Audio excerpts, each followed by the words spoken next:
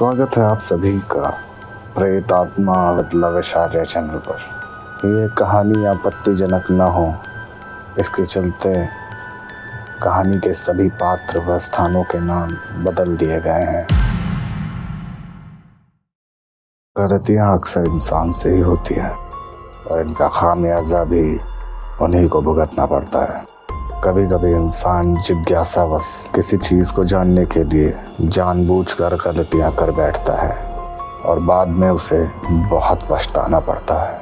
इसी तरह की एक अजीबोगरीब डरावनी घटना यूपी से आई है, जिसके बारे में मैं आज आपको बताने जा रहा हूँ। Posted bye Pratyush Mishra. डायन की लाश। यूपी के रहने वाले अभिनव बताते हैं कि उनके परिवार में जो घटना घटी वो बहुत ही चौंकाने वाली थी। मेरे परिवार में मेरे माता पिता, मेरा एक भाई और मेरी एक बहन, हम लोग खुशी खुशी यूपी में अपना जीवन व्यतीत कर रहे थे। पर अचानक जो हमारे परिवार पर विपत्ति आई, उसकी गाज मैं किसी और पर नहीं गिरा सकता। मैं जानता हूँ मेरी ही गलती के कारण मेरा पूरा परिवार बिखर गया।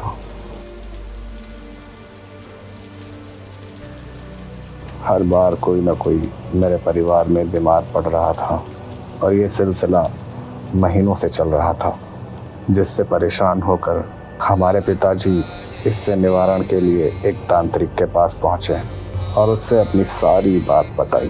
तांत्रिक ने कहा, ठीक है, मैं कल तुम्हारे घर आऊँगा। अगले ही दिन मेरे पिताजी उस तांत्रिक को हमारे घर लेकर आए। मैंने देखा हमारे घर के दरवाजे के बाहर पहुँचते ही तांत्रिक ठिठक सा गया और घर को बेहद अजीब नज़रों से घूरने लगा। मेरे पिताजी को थोड़ा आश्चर्य हुआ। उन्होंने पूछा, क्या बात है, आखिर क्या देखा आपने हमारे घर में? तभी तांत्रिक ने कहा, कुछ नहीं, हमें अंदर ले चलिए जहाँ तुम्हारा आंगन है। आंगन में पहुंचकर तांत्रिक ने अपने पास से एक पुड़िया निकाली और उसे हवा में उछाल दिया। उस पुड़िया में शायद राख थी जो हवा में चारों तरफ फैल गई। मैं वहीं पर खड़ा देख रहा था। तभी पिताजी ने उस तांत्रिक से पूछा, क्या कोई समस्या है हमारे घर में? मैं ध्यान लगाकर उस तांत्रिक की बात सुन रहा था। तांत्रिक ने कहा, छोटी मोटी नहीं, बहुत बड़ी विपत्ति आ गई है तुम्हारे घर पे। मेरे पिताजी एकदम चौंक गए। उन्होंने पूछा, कैसी विपत्ति, मुझे खुलकर बताइए। तभी तांत्रिक ने कहा, तुम्हारे घर के आंगन में किसी की अस्थियां दबी हुई हैं, जिसे निकाल फेंकना बेहद ज़रूरी है, वरना ये तुम सबकी जान ले लेगा। तांत्रिक की ये बात सुनकर हम सब काफ़ी डर गए। मेरे पिताजी ने कहा, ठीक है, मैं आज ही इस आंगन को खुदवा दूंगा और उन अस्थियों को निकाल कर फेंक दूंगा। तभी तांत्रिक ने कहा, सिर्फ खुदवाने से कुछ नहीं होगा। खुदवाने के बाद जो अस्थियाँ निकलेंगी उसे एक जगह इकट्ठा कर तुम उसे हमारे पास ले आना। तांत्रिक की ये बात मुझे बेहद फिजूल लग रही थी। मैं सोच रहा था, हमारे आंगन में अस्थियाँ कैसे मिल सकती हैं? यहाँ थोड़ी किसी की लाश दफनाई गई है। अगले ही दिन तांत्रिक के अनुसार पिताजी ने आंगन खुदवाने के लिए कुछ मजदूरों को बुलाया। दोपहर के 1 बज रहे थे। मजदूर लगातार उस आंगन को खोदे जा रहे थे। तकरीब 10 फुट तक खुदाई हो चुकी थी, पर अभी तक कुछ भी नहीं मिला था। अब पिताजी को भी लगने लगा था सब झूठ है, शायद हमें ये काम बंद करवा देना चाहिए। जैसे ही पिताजी खुदाई रोकने के लिए मज़दूरों की तरफ बढ़ रहे थे कि तभी एक मज़दूर के फावड़े की टूटने की आवाज़ आई। हम सभी चौंक गए। हमने पूछा, क्या हुआ? तो मज़दूर ने कहा, श्रीमान, हम तो लगातार खोद ही रहे थे, पर अचानक हमारे फावड़े कैसे टूट गए हमें पता ही नहीं चला।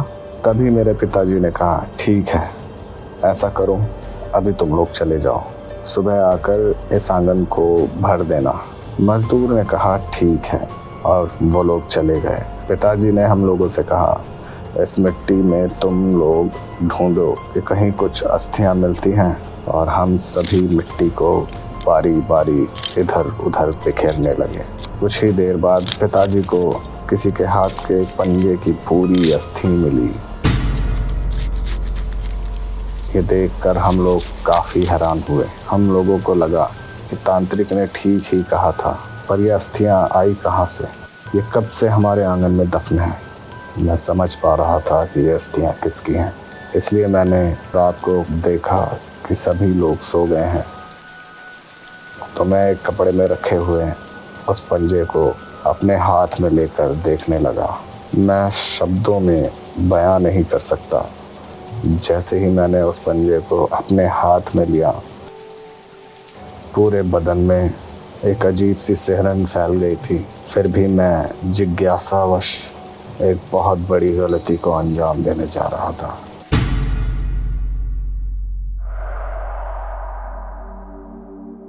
मैंने उस पंजे की एक उंगली को तोड़कर अपने पास रख लिया। सुबह हुई तो पिताजी उस कपड़े पर लिपटे हुए पंजे को उस तांत्रिक के पास ले गए।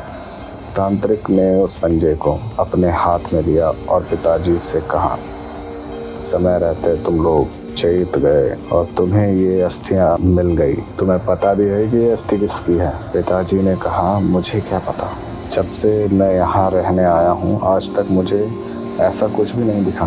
तभी तांत्रिक ने कहा, मैं बताता हूँ, तुम जब यहाँ रहने आए थे तुमसे पहले भी यहाँ कोई था।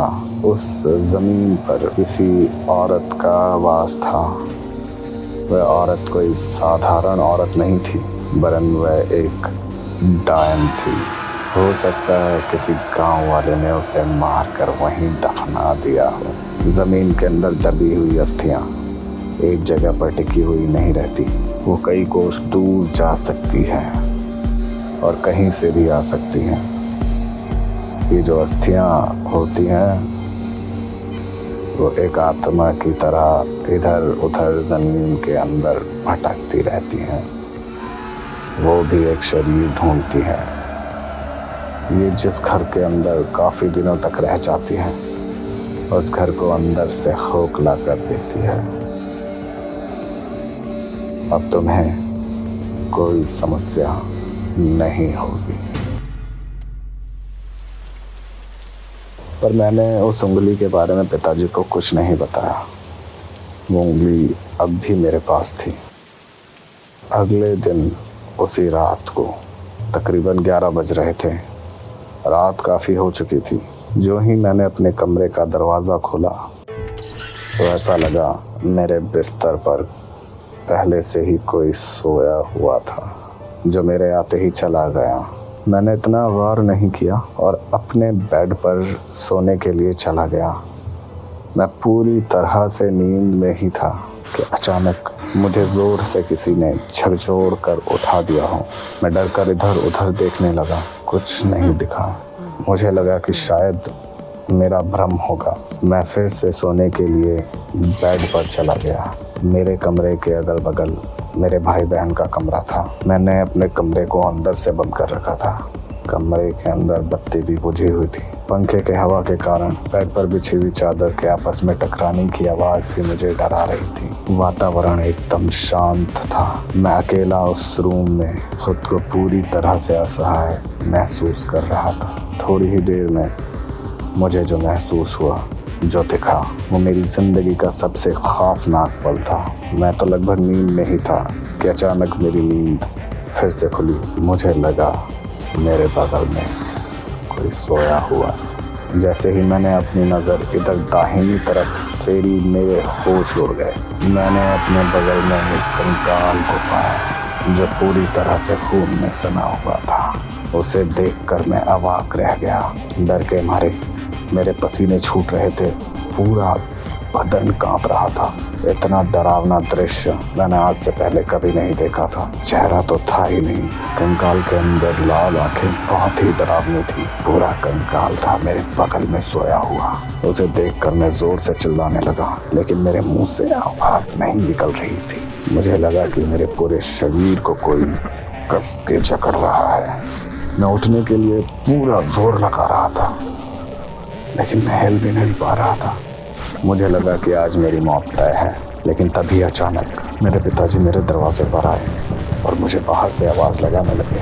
वो लगातार यही बोल रहे थे कि अरे दरवाज़ा खोलो।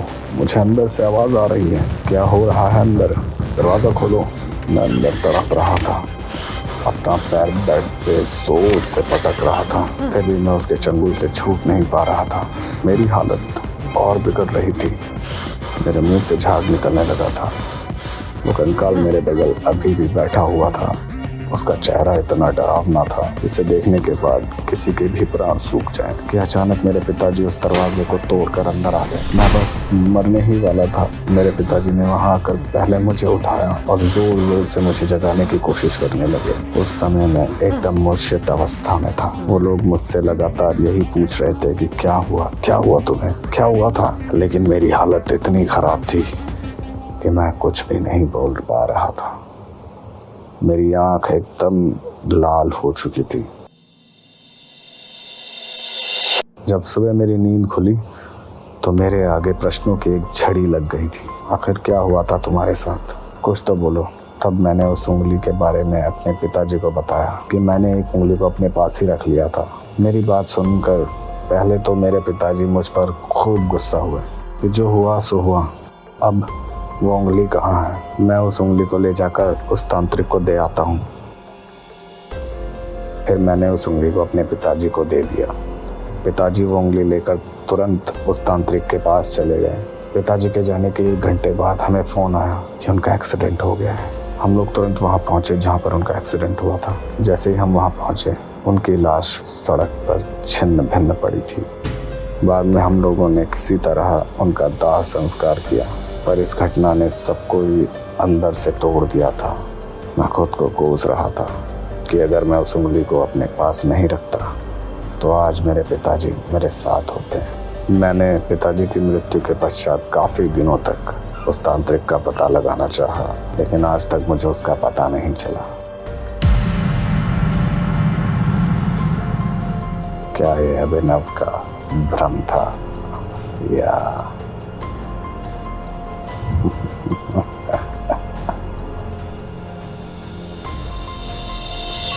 थैंक यू आप सभी लोगों ने ये कहानी यहाँ तक सुनी इसके लिए, और मैं चाहूँगा कि आप इसे शेयर करें, सब्सक्राइब करें, ताकि मुझे इस तरह की और कहानी आप सभी को सुनाने का मौका मिले।